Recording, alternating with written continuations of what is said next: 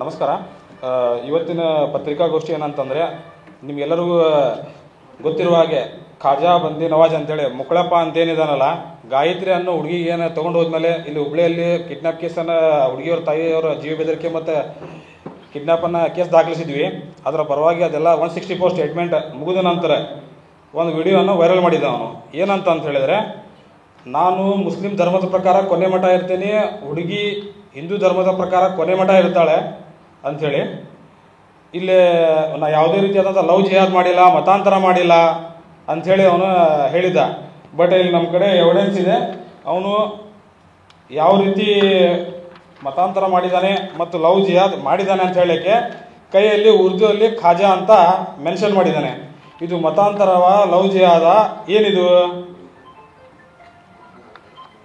ಇದ್ರ ಜೊತೆಗೆ ಮುಂಡಗೋಡ್ ಸಬ್ ರಿಜಿಸ್ಟ್ರಲ್ಲಿ ಹೋಗ್ಬಿಟ್ಟು ಏನವನು ಮದುವೆಗೆ ದಾಖಲಾತಿ ಕೊಟ್ಟಿದ್ದಲ್ಲ, ಅಲ್ಲಿ ಹೋಗ್ಬಿಟ್ಟು ಖಾಜಾ ಬಂದೆ ನವಾಜ್ ಮುಕ್ಕಳಪ್ಪ ಅಂತ ಏನಿದಲ್ಲ, ಅವನು ಗಾಯತ್ರಿ ಮತ್ತು ಅವರು ಹೋಗಿ ಮೊದಲನೇದಾಗಿ ಆನ್ಲೈನಲ್ಲಿ ಅಪ್ಲಿಕೇಶನ್ ಹಾಕಿರ್ತಾರೆ.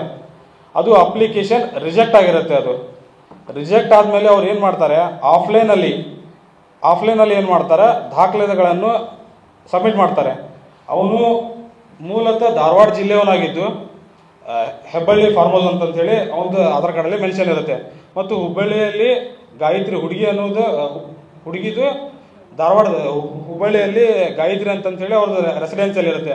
ಇವನು ಏನು ಮಾಡ್ತಾನೆ, ನಾನು ಮುಣಗೋಡ್ ನಿವಾಸಿ ಆಗಿದ್ದೀನಿ ಅಂತ ಹೇಳಿಬಿಟ್ಟು ನಕಲಿ ದಾಖಲೆಗಳನ್ನು ಸೃಷ್ಟಿಸಿ ಸಬ್ ರಿಜಿಸ್ಟರಲ್ಲಿ ಇವನು ವಿವಾಹ ನೋಂದಣಿಗೆ ಅರ್ಜಿಯನ್ನು ಹಾಕಿರುತ್ತಾನೆ.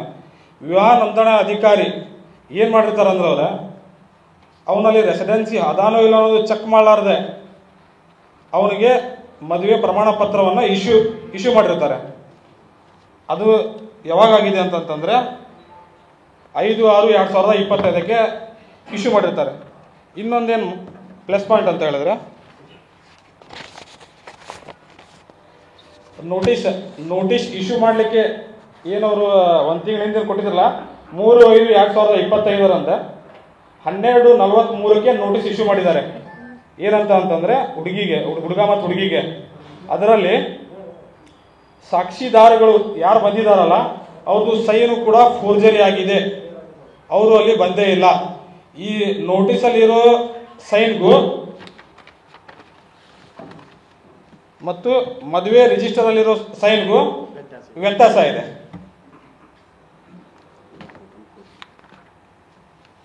ಸೆಕೆಂಡ್ ಪಾಯಿಂಟ್ ಏನಂತ ಹೇಳಿದ್ರೆ,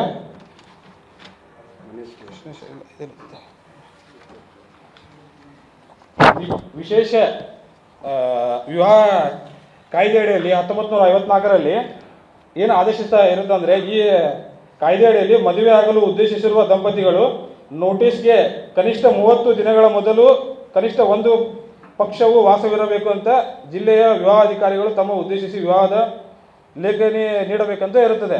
ಬಟ್ ಇವರು ಅಲ್ಲಿ ಇರಂಗೇ ಇಲ್ಲ. ಇರ್ಲಾರ್ದಾನೆ